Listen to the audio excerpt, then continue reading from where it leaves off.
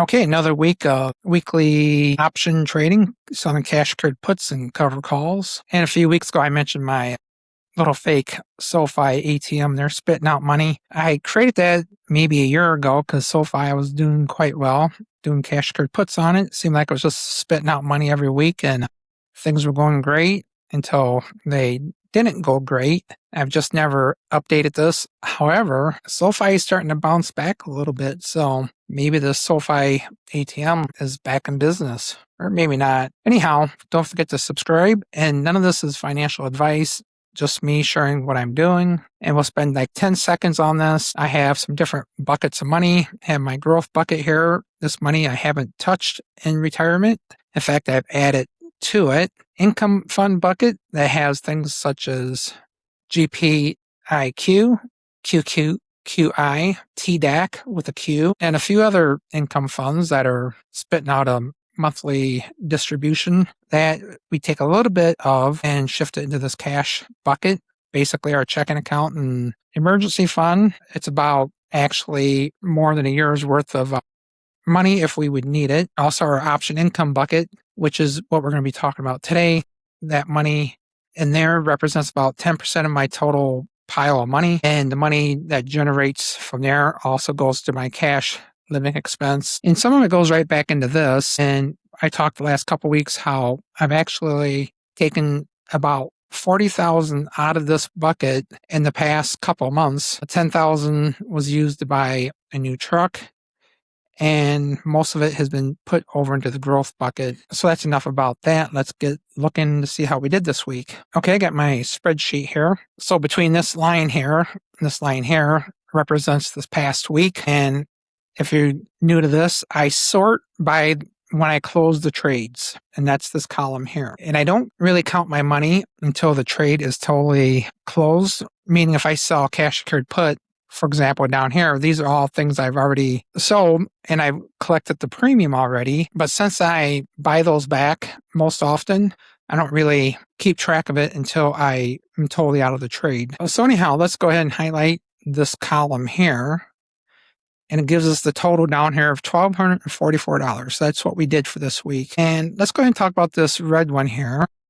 So I had a cash secured put on TSLL, which is the double leverage Tesla stock. And Tesla has been down quite a bit. And but the past week or so, it is starting to come back, which is good. And I say good because I currently have about 1,100 or 1,500 shares of it. So when it got way down there, I actually bought a bunch of shares for around 7 something a share. And if I come down here a little bit, so here I have a cover call, a 10 strike price, 11 contracts, and my basis is 878. So if these get taken away from me, I'll make this premium, but I'll also make a difference between 878 and about $10 per share. And also have 3 contracts here at 11 strike price. And I think I might have another one down here. Yeah, I do. Another one down here. And then I actually got a cash secured put down here for 4, the $10 strike price. So I got a lot of stuff going on with TSLL.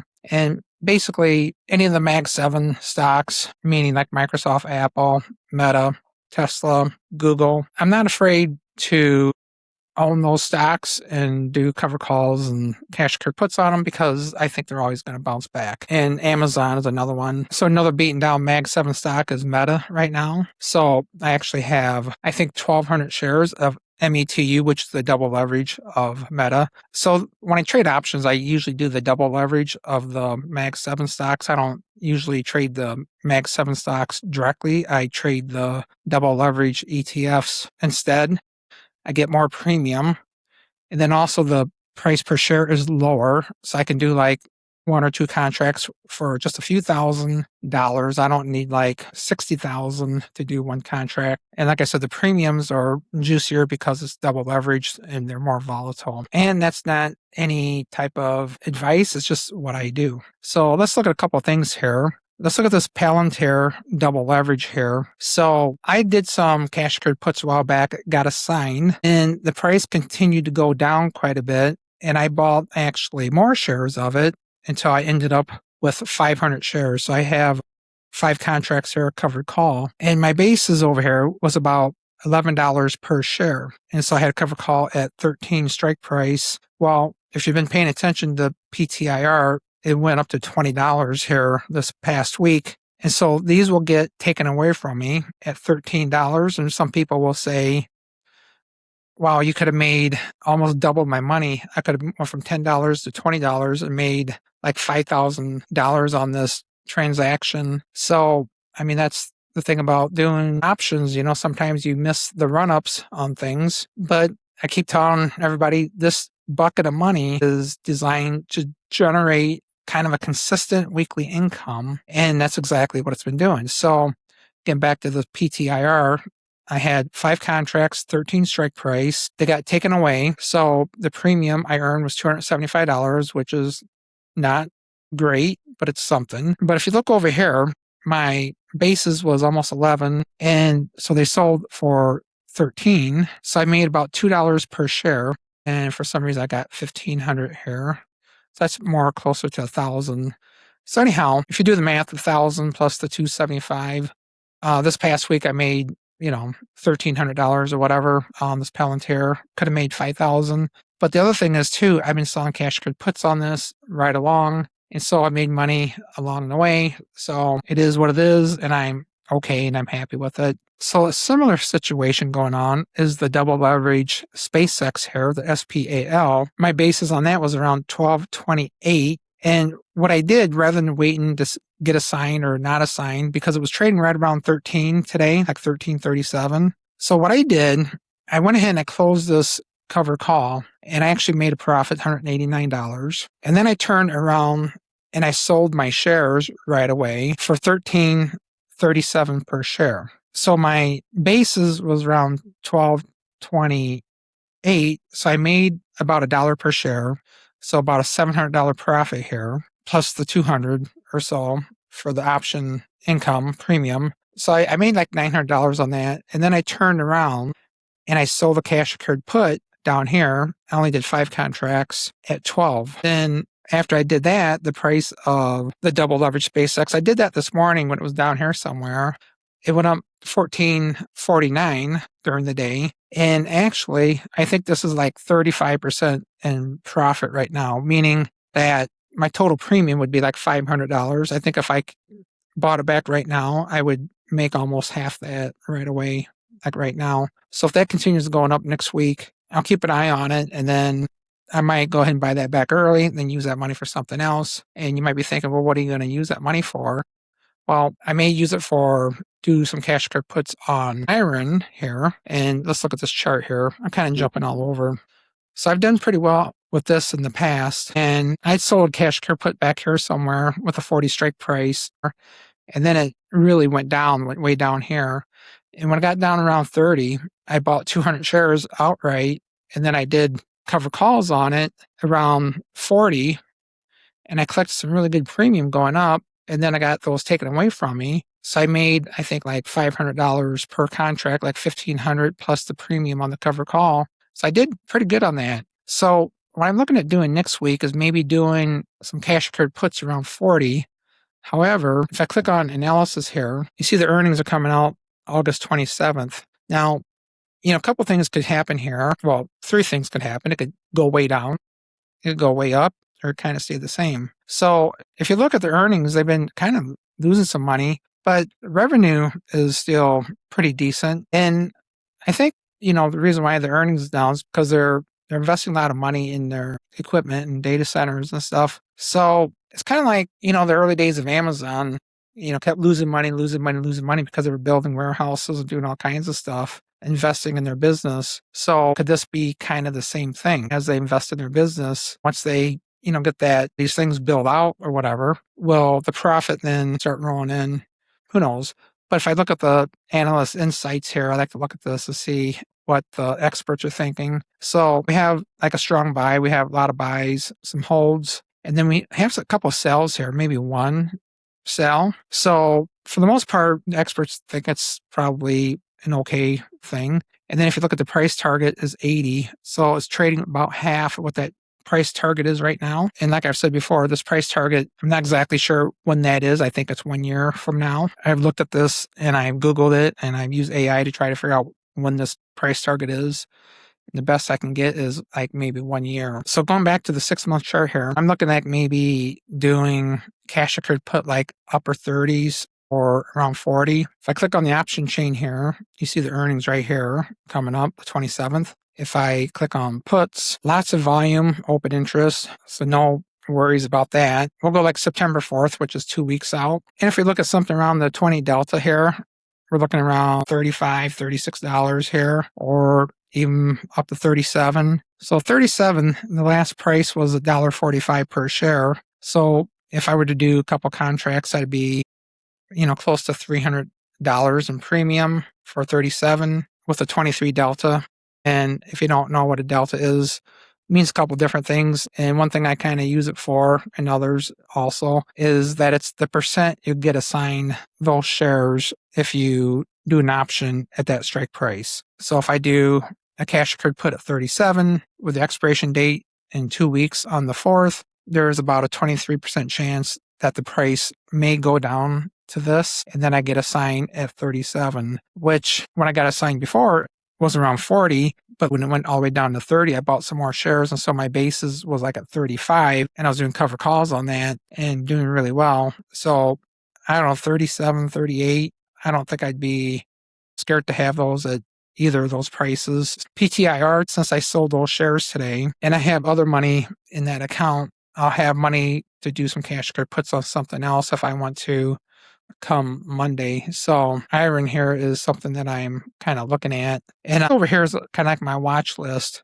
So these are tickers that I trade often. And if you create an account with Yahoo, you can kind of create like a watch list here. And I have SPY and QQQ on here just as a benchmark or reference. And then I have UPRO, which is the triple leverage, S&P, TQQQ, which is one of my favorites, the triple leverage Qs. And then Yen, which is the triple leverage Chinese stock market. And then TNA, the Russell 2000 triple leverage. The UDow, triple leverage Dow Jones. I've done some cash accrued puts on that before. And then the next several here are the Mag 7 double leverage ETFs, Apple, Amazon, Google, Meta, Microsoft, and NVIDIA, and Tesla. And then the rest here are just some of my favorites. The Palantir double leverage RAM, which is becoming one of my favorites. Carnival Cruise Lines, SoFi, Robinhood, IREN. I wouldn't say Robinhood's one of my favorites anymore. It used to be. Uber, I've done Lyft. IoT, I've been doing cash accrued puts on, been pretty decent. The Intel double leverage, I've been doing cash accrued puts on that, been doing pretty well with that. The SpaceX double leverage. American Airlines, some people giggle, laugh, and comment that American Airlines is not very good, but I've been doing some consistent cash accrued puts on that and doing well. Planet Labs, I just started kind of watching. And then some of these other ones are others that I'm kind of watching. I have traded options on some of these other ones, but not as much. These aren't as popular as typically what I would say they would be with me. I used to do a lot of Starbucks, not the coffee, but selling options. And then VITX has really kind of shot up the last couple of weeks or so. I have a cover call right now at 15. Click back here, expires in September. And I got the cover call at 15. It's trading like at 17 right now. When I did this cover call, it was trading like at 12. So you never know when these are going to shoot up. My basis is around 15. My basis was at 21. And then I bought 300 shares when it was way down, like at $9 per share or something like that. So anyhow, these are the trades I closed this week. And like I said, nothing too exciting, just a little bit here, a little bit there. And so looking toward next week, these are all the trades that are outstanding. So somebody asked me often, how much collateral do I use to generate this income? If I highlight all this right here, it shows 197,000, which is a little more than what I typically have. I have a little bit in cash right now, maybe 20,000. So this total, you can add about 20,000 to that or so. And like I said, I started with 185,000. I take money out of it, and then I've taken about 40,000 out this past 12 months, and it just keeps growing. I'm trying to find a good number here. And maybe 200,000 is a good number. A few weeks ago, I talked about how I try not to do more than 10,000 with any one trade. You see Robinhood here, I got almost 20,000 tied up in Robinhood stock, but 10,000 seems to be a good number, give or take, for a cash could put. And I do make exceptions for the indexes like TQQQ or NVDL, the Mag 7 stocks. But these other ones, I'm trying to keep those under 10,000. And actually, if you look at TQQQ, I got 12,000 here, 10,000 here, another 13,000 here. Like I said, the indexes, I always feel confident those are going to eventually come back. So if I get a sign, I don't mind holding those for quite a while. In fact, like a year ago, last April, when the tariff stuff started, I had quite a bit of TQQQ that I ended up getting assigned. And I just held on to it for a while, and then it bounced back, and I did okay with it. I just had to hold on and be patient with it. And like I said, the NVDL, I'll have 6,400 here, and then I got 12,000 here. So I'm not afraid to go a little extra in that. I got another 6,000 up here with it. And then also like Tesla, quite a bit in that. But these other things like American Airlines, and then in the future, Robinhood, I might do one contract with Robinhood. Like IoT, I got 6,800 collateral on that one. So yeah, 10,000 seems like a good number to try to stay under.